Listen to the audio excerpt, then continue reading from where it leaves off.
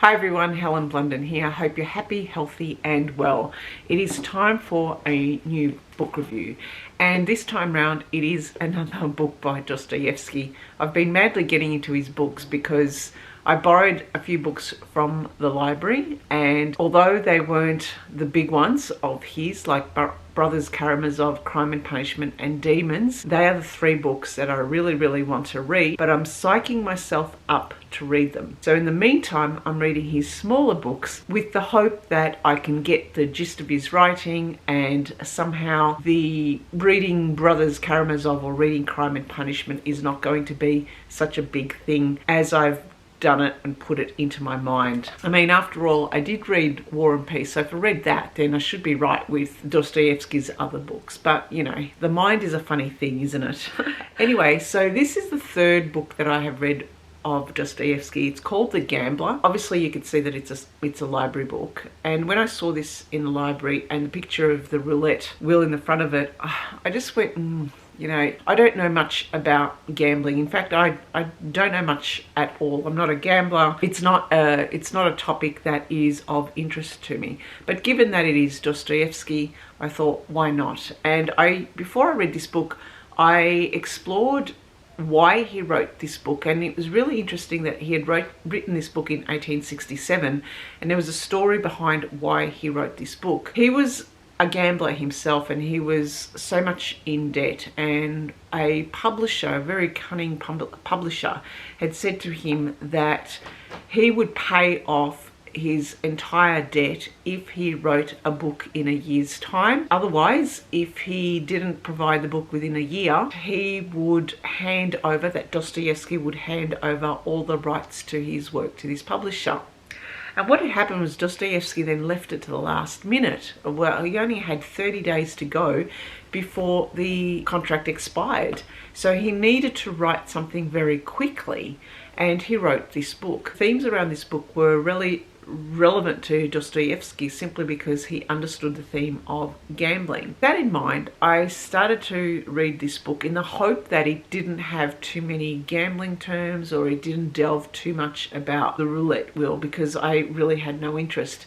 But what he did actually delve into, luckily, was the relationships between the group of people who had gone into Rouletteburg, which was a town that had a casino. And so this entire premise is about a story of a group of people, with their different personalities, who all have this facade and who all have, I guess, they're in debt to each other. So we're introduced to the general, who is someone in his 50s, and he's got in his entourage, he has Paulina, who is his stepdaughter. He's got his couple of children who Paulina is looking after. There is also Alexei, who is the gambler himself and who is the tutor for the kids. Now, Alexei is a gambler. He knows his way around the roulette wheel. He also is in love with Paulina. But Alexei likes to observe the people in the group. He stands back and he watches the relationship. He watches what they do. He watches where their eyes go, so he can glean, just like a gambler does, to understand the picture around him. Now, in that same group is Blanche, who is a young French woman who is obviously someone who is looking out for a sugar daddy, and that's who she wants to latch onto the general so that she could use his money. In the group as well is her mother, as well as an obnoxious French guy by the name of de Greux, and also an English person by the name of Mr. Astray, who also is a confidant to Paulina. So what happens is Alexei the gambler and the tutor, he looks at the relationships and he doesn't understand there's something afoot with all of them. All of them are somehow in debt to each other, and he's trying to glean the story. We find out later that the general has obviously asked for money from de Greux, and also Paulina happens to be the mistress to de Greux, and de Greux obviously has given money to the general. Everyone's in debt to each other, and the general wants to be at Rouletteburg to win a bit of money on the roulette table so he could pay off his debt. At the same time, Paulina hands over some money to Alexei and pleads with him for him to win that money so that she could pay off the debts to Jagru, but Alexei doesn't know that yet. So we're seeing, I guess, from Alexei's point of view, that there is something something afoot in the group, but he can't piece it together. At the same time, this entire group is waiting for the mother of the general, the grandmother, who has a fortune, and they're waiting for her to die in the hope that the general gets the inheritance and that he could then marry Blanche and that everything will be all right. But lo and behold, the grandmother rocks up to Rouletteberg, and you can imagine the grandmother as being a feisty woman in the wheelchair with her cane, and she's bashing everyone around and she's asking a lot of questions, and she sees through people. I love the character of the grandmother in this book. The moment she came into the book, I just laughed out loud. She was someone who you could picture in your mind's eye. She was really a really tough character, and I liked how she just saw through everyone. She saw through the general and what he was trying to do. She definitely saw through Blanche. She knew exactly what was going on. But she pulls Alexei aside and says, you know, what's all this fuss about gambling? Take me to the casino. I want to see the roulette wheel, and I want to see why this attraction with the casino. And sure enough, she goes there and the whole entourage follows, and she starts to ask questions of Alexei, who also supports her and aids her for her to understand the roulette wheel. And she gets fixated on the number 0 because the 0 where the odds are stacked up against her, but if she wins on 0, she gets a lot more money. So she puts her money on 0, and initially, as is always the case, she wins a bit of money. She gets this confidence about her, and she keeps putting her stuff on 0, despite Alexei telling her not to keep, you know, don't put your eggs in the one basket, don't always put it on 0. But she sticks to her guns and she wants to stick with it. But as you can understand, what happens is she starts to lose money, but she gets down into this addiction, the compulsive behavior, wanting to bet more and more and more on 0, and in the end she ends up losing her fortune. Now the entourage, or the general and everyone else, starts to panic because she's spending their inheritance. But at this part of the book, I started to think, well, it's the old lady's money. She can do whatever she wants with it. And good on her. If she wants to spend it on gambling and on the casino just so her family doesn't get it, then so be it. But it was really interesting to see how quickly she got into the compulsive behavior and the addiction that came along with gambling. The story unfolds, and over time what happens is Alexei wins a lot of money, and sure enough, that's when Blanche starts to get off the general and starts to pay a lot more interest to Alexei. And because Alexei wins a lot more money, he wants to help Paulina, but Paulina then says, well, she doesn't want to be paid off by Alexei. She skedaddles on out of the country, and what happens is he marries Blanche, who then spends all his money in Paris for no reason whatsoever. He's depressed, destitute. He returns to Rouletteberg to try and get back a little bit more of his money, to get back his life. But since then, obviously, he's in debt. He's been in jail as well. So his life has taken a turn for the worse, as is usually the case for someone who is displaying addictive behaviors and who can't get rid of that compulsion to gamble. For me, the life lessons of this, I think, were kind of obvious. Initially with Dostoyevsky's other books, I went deeper into them. This one, I think at times was a bit too obvious. The first lesson I got was try not to get into a behavior where you become addicted to it, and it's quite easy to get into that behavior.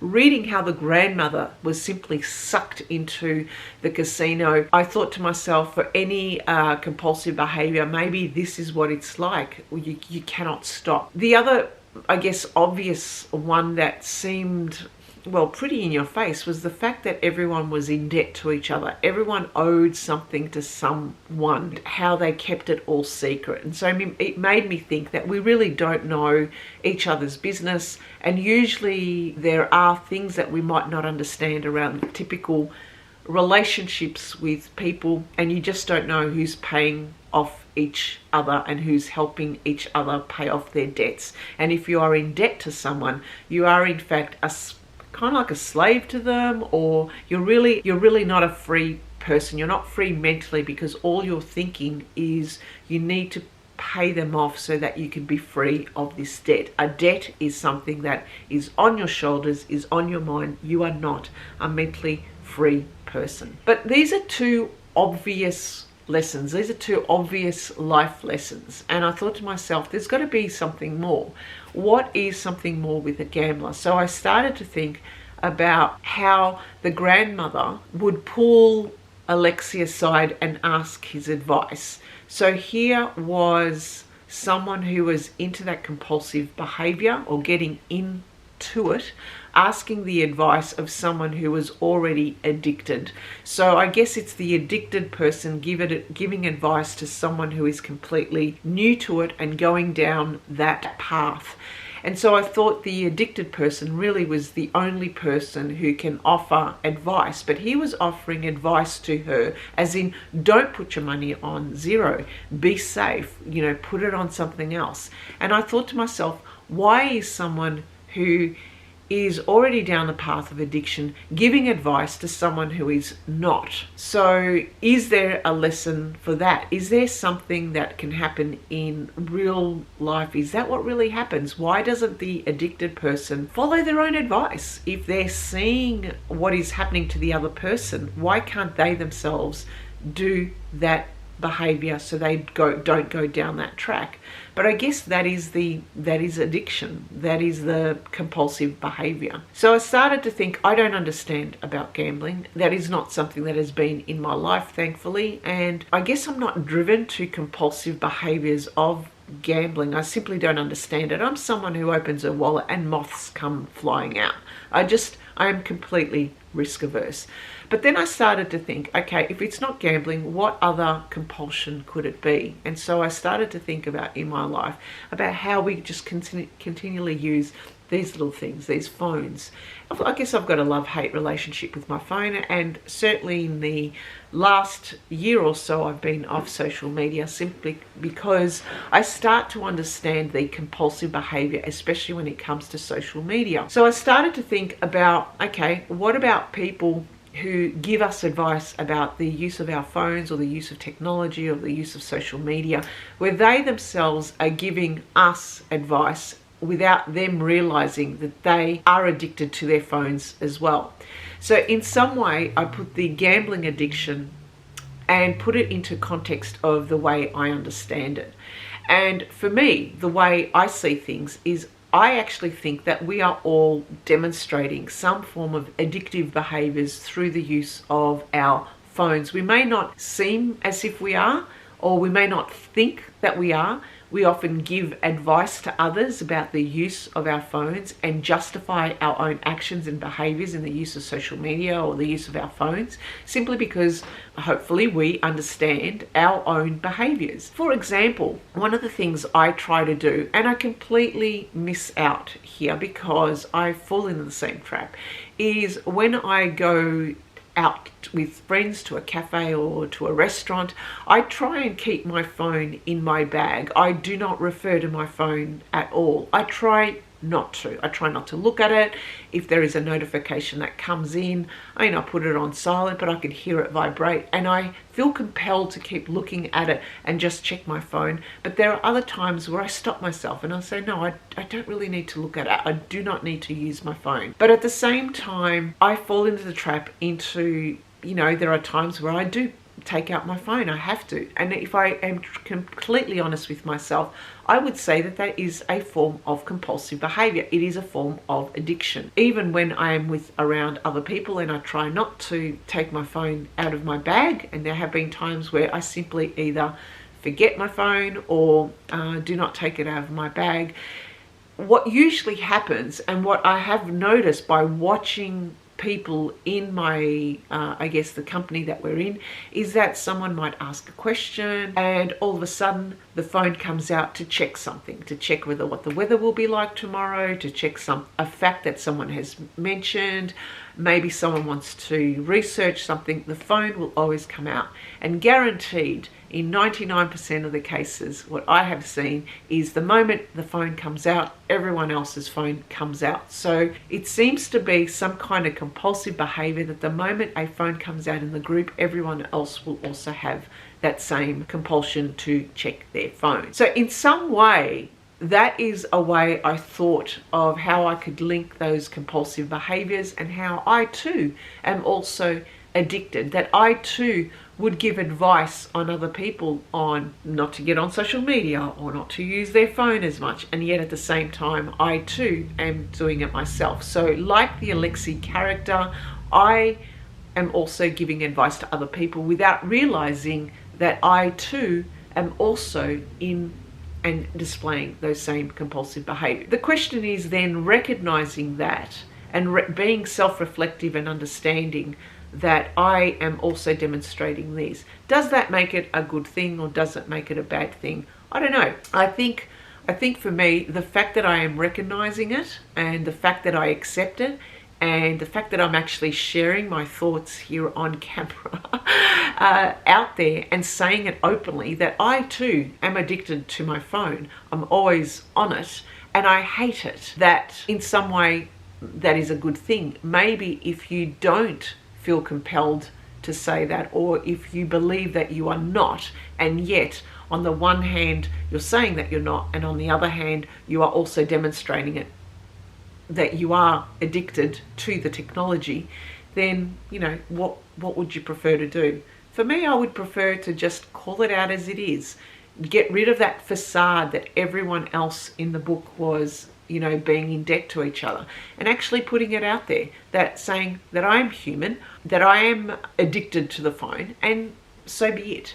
But we try to not stop the behavior, but we're still compelled to it. And in some way, Alexei in the book, in some way, his behavior drives him and it keeps driving him right to the end.